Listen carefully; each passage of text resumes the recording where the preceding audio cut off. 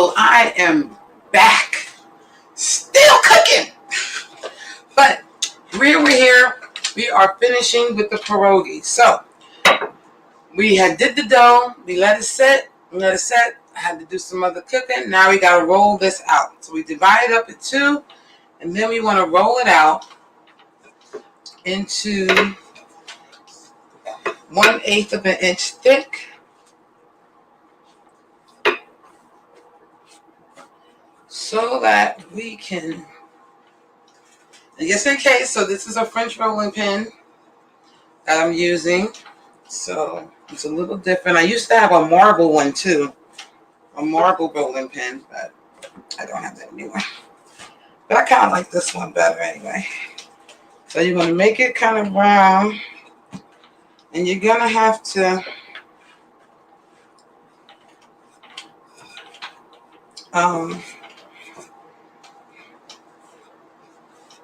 so you just have to pick how big you want your pierogies to. Rolling this out.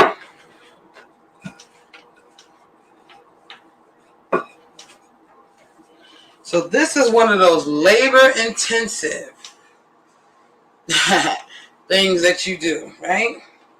This is the one that because you care about your family and you want them to have good eating, right? I'm gonna have to clean that up. So this should be about an 1/8 of an inch. So you want it kind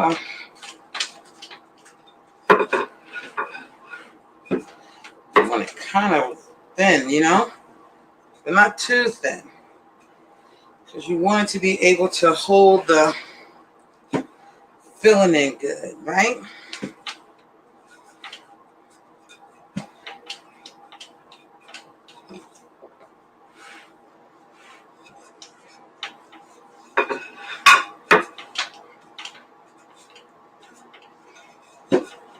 This is me rolling it out, y'all. Rolling it out.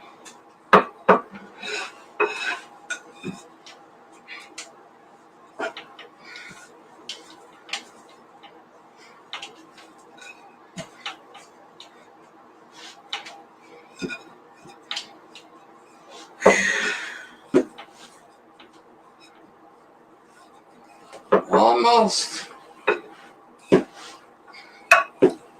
Oh, no. Yeah, this is getting nice and big. I need a bigger surface, don't I? Okay. It's starting to get rolls in here. There you go. Okay, I think this is almost it. This is right around here. I'm gonna get this a little bit lower. A little bit lower. This is it. And a nice brown. It's the edges. I'm gonna get these edges down. Okay, I think that's good. All right. So we got that. I'm gonna get my little dough cutter here. So they said 3-inch holes. This is about 3 inches. Right? Let's see if it works. There you go. See? Look at that. Doesn't that look pretty? All right. So we got one. Let's see.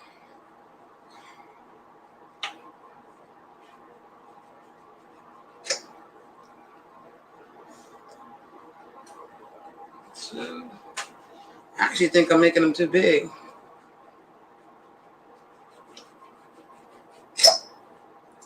3.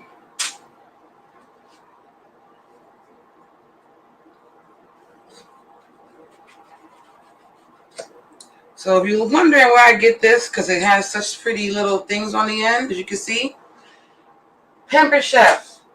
I got it when I had a show for them to these might be some really big pierogies, but that's okay.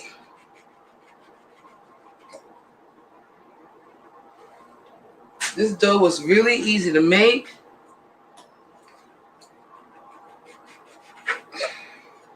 Even though it took time, it's still pretty easy to make. So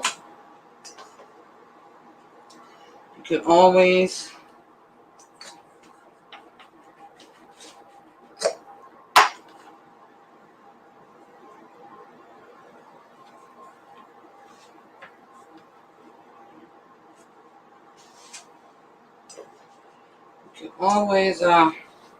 have the filling and just make the dough.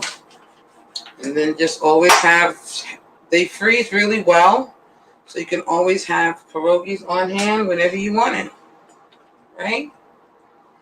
You know, you can make it with different fillings. I might try to make it with a more sweet filling, so it's more like a dessert versus savory, which is this one's more savory. But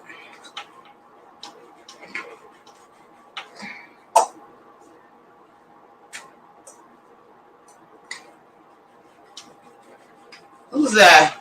Hey, Lady Songbird. Thanks for joining. I am getting the dough. I'm making pierogies.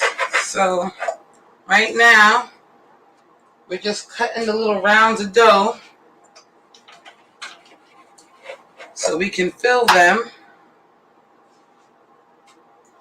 with the filling. And I'm not going to do all of them now, but I'm just going to do this one, and then I'm going to start filling.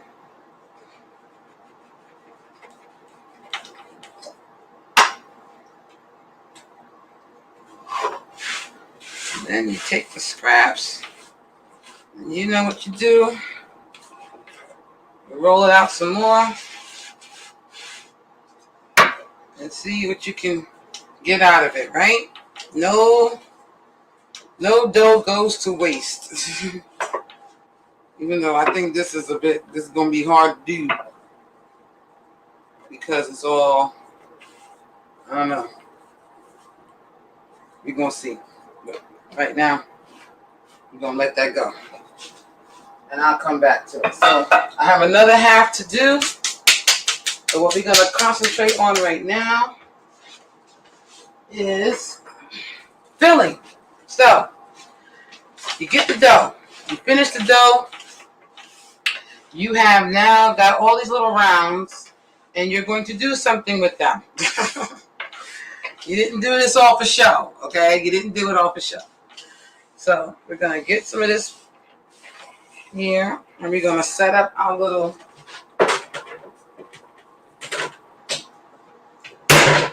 plates right there. We're going to wet our hands a little bit, get some of this dust off.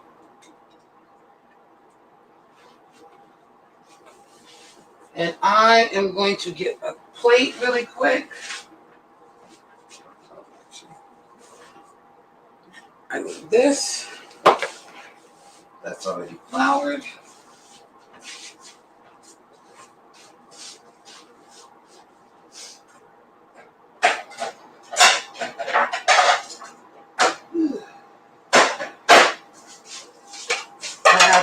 So we have two different fillings. Okay, so the green plate is going to be our truffle filling. The red plate is going to be our regular cheese filling. Okay, we are going to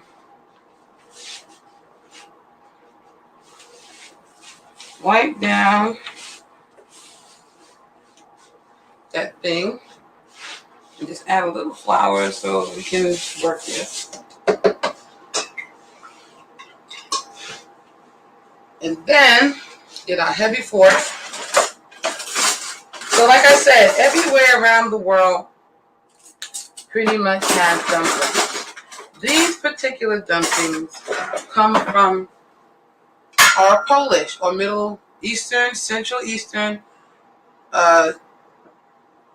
Central and Eastern Europe. Okay, these particular ones are Polish. Right. So I don't know how many I have, but I'm trying to do half and half. This was our pierogi filling, so you can see it here. So it was made with cheese, sauerkraut, impossible burger meat, and onion, and maybe mushroom. Yes, onion and mushroom. So it's a really pretty decent filling. So what we're gonna do too, usually I have a melon baller, but I don't have one this time. So we're just gonna take a little bit of our filling,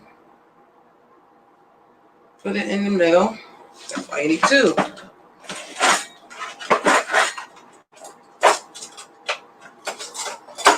2 spoons. One to get and one to put on. Right? Believe it or not, this filling should be dry, not really wet. Right? Always put it on one half. Then we're going to, this may actually be too much filling. Let's take some of this out, right?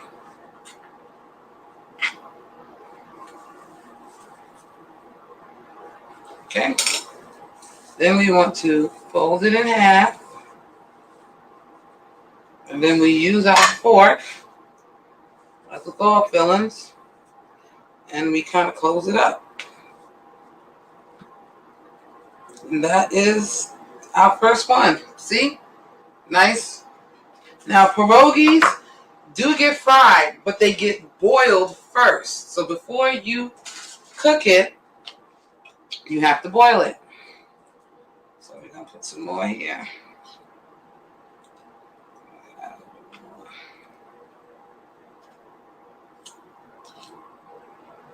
To it.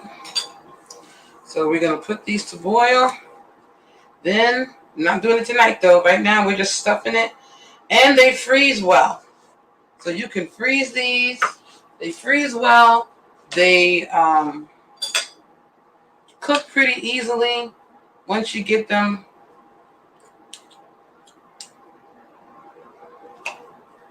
all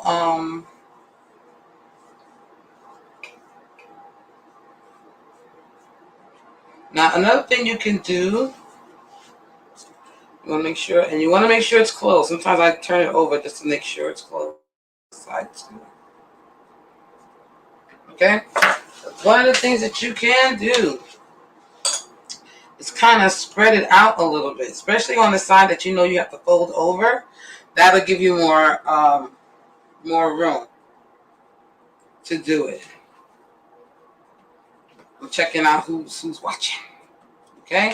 So that way you're not spreading it out a little bit more. So when you do this, now you can add a little bit more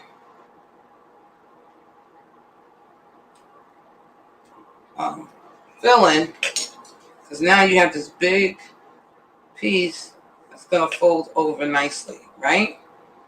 And you just time it with the fork. Looks like mini beef patties, right? Mm-hmm.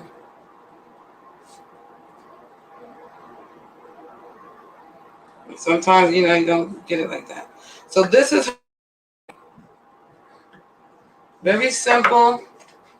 We will boil these in the morning, and then we will fry it. Hi! Who else? Hi, my friend's business.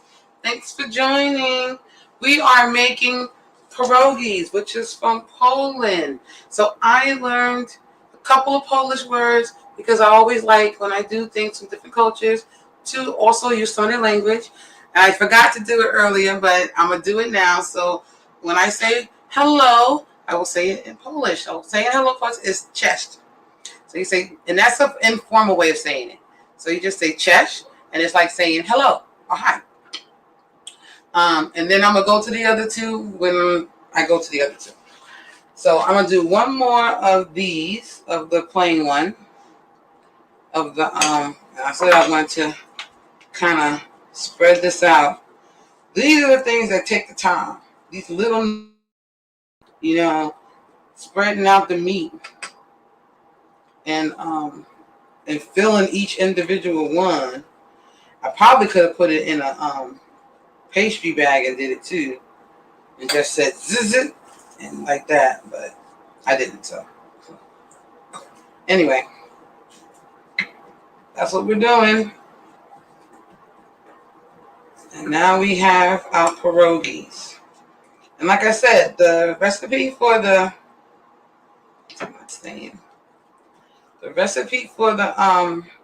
dough is really, I mean, what takes dough the longer time is to just make sure that it's rising.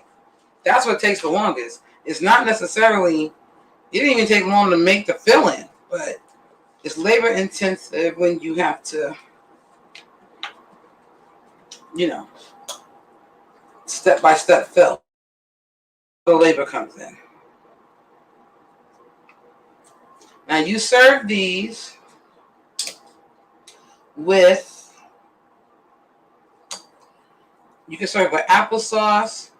You can serve it with sour cream. I'm always partial to sour cream, even the vegan one.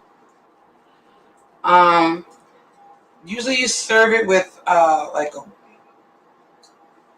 borscht, or they have a sausage and sauerkraut thing to it. You can serve it with that. So there's different servings. We're going to put this one aside for a minute, and we're going to start doing our truffle one. So this one is a move, kind of moved away from the traditional. The traditional is, farmer's cheese, onion. This one has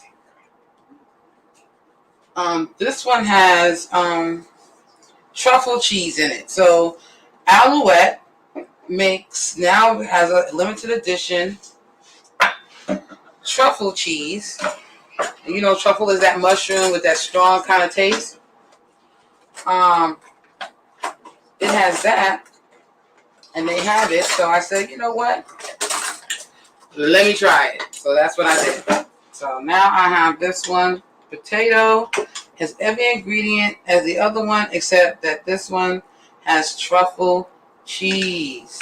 So that should be interesting, I think, with the potato. So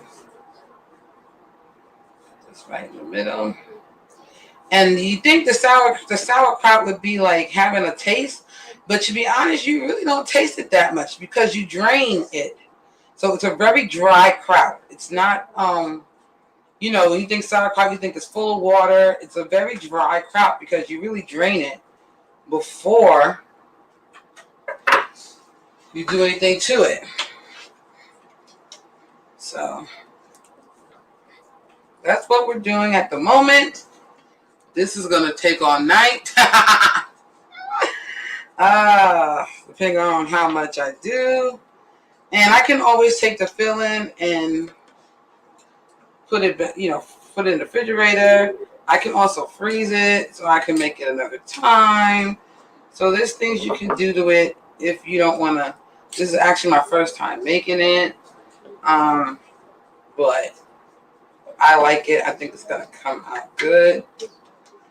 It's like when I make pastelillo to me. So pastelillo is, if you're not Spanish or you're not from New York, it's that one, this meat patty, but it's the Spanish one. So you always got to make sure. I may have to wet it a little bit to just make sure it stays. Yeah. So sometimes you may have to wet it to make sure that it stays. But so that's what we're doing.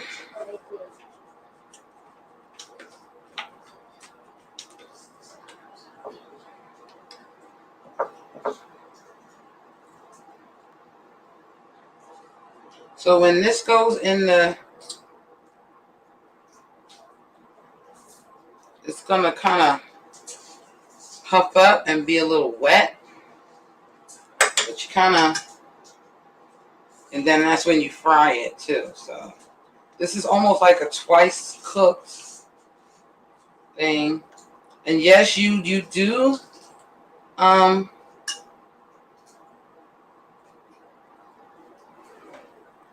you do cook the potato first, then you mash it. I used my food mill and did it. It's not going to be perfect, but that's okay.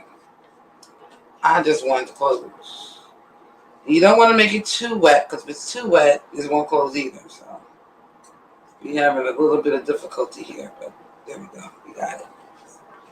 Okay. So now, another way to do this, actually, I saw it made by another home cook.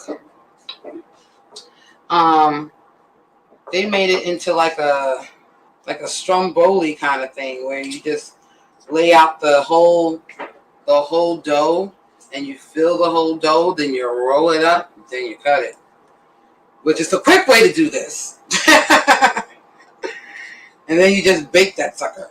So that's the quick way to do it. But this is Lexie. We want to do it authentic. So the authentic way is what we're doing right here. This is the authentic way. Take every little bit, take the time. And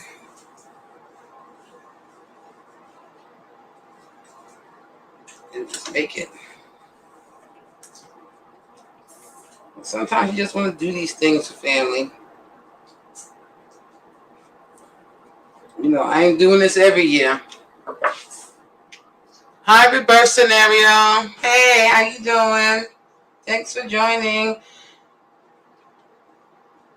So, once again, we're doing this Polish style. So we're going to say Czech, which is also hi. Hello.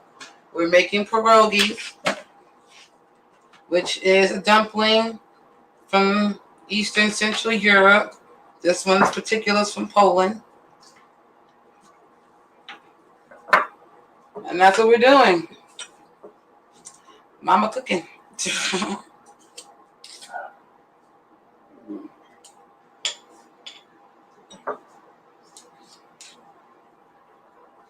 we have our two different kinds. We have our truffle cheese, Impossible burger meat, and potato, onion. And then we have our regular cheese and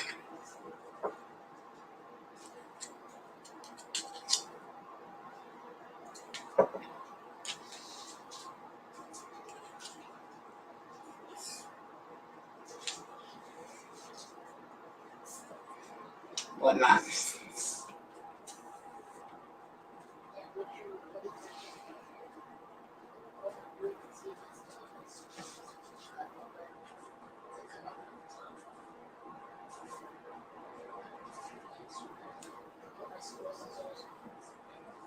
Okay, this ain't gonna be this one ain't gonna be pretty. There you go. Make sure this is closed. I think it's not closing because it's getting a little dry. It's kind of warm in here. Wetting it a little bit. There you go.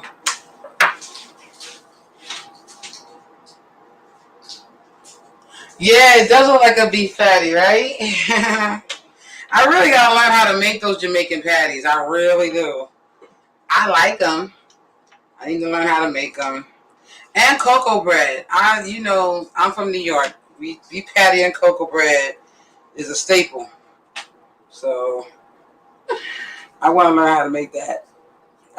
When I was lived in on 233rd Street. No, it wasn't on 2. It was like 210 or something like that. There was this Jamaican bakery. They made the best cocoa. I ain't like the beef patty, but the cocoa bread was on point, girl. On point. I just go there for the cocoa bread. Then I go to Golden Crust and get the beef patties.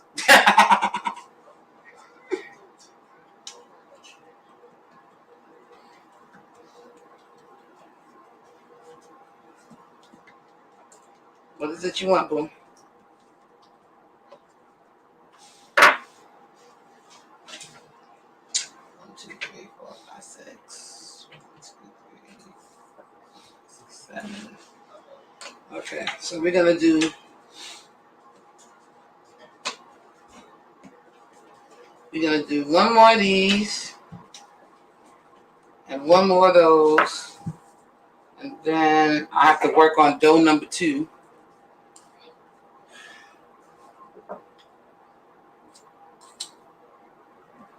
And then stay tuned for tomorrow, because tomorrow's the big day, and that's my big finish.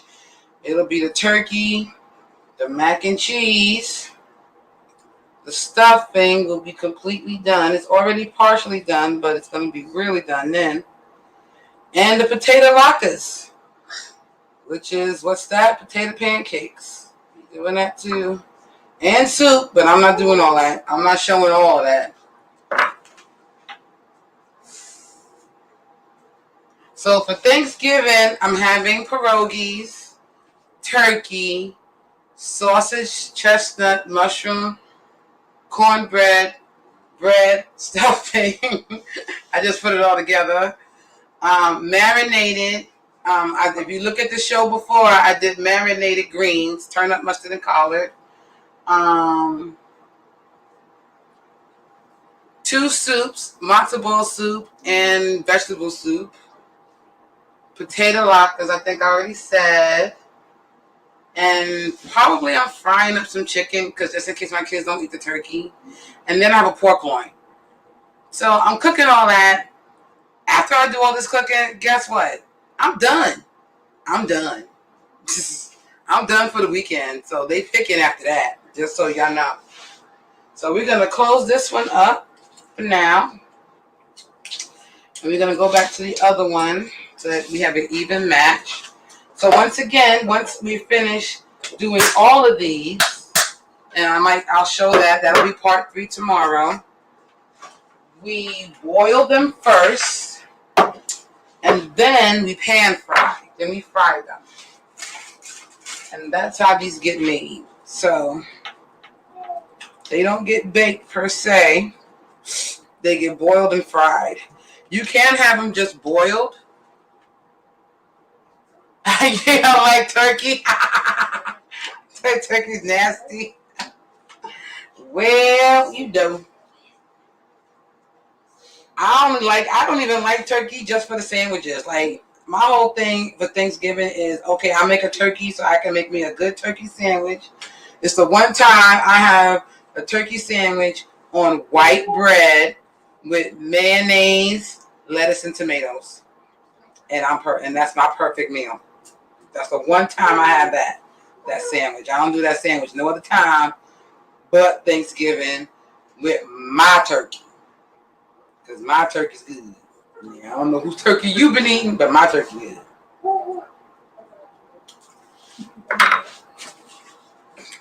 This is the last one of this batch.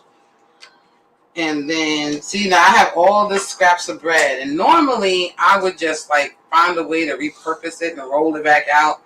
And I might still do that. We're going to see. I don't want to get it dry. But I don't know. This is a lot. I got a lot to do with this, so I need to make a whole bunch.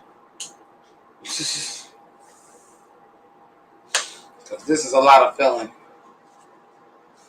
I know. So when you used to be in the house, you know how that go. You start cooking for everybody because you used to cooking for everybody. But now, you don't cook for everybody. You cook from the folks in your house who don't eat nothing. Okay, so we are done. We're done. Make sure this is closed.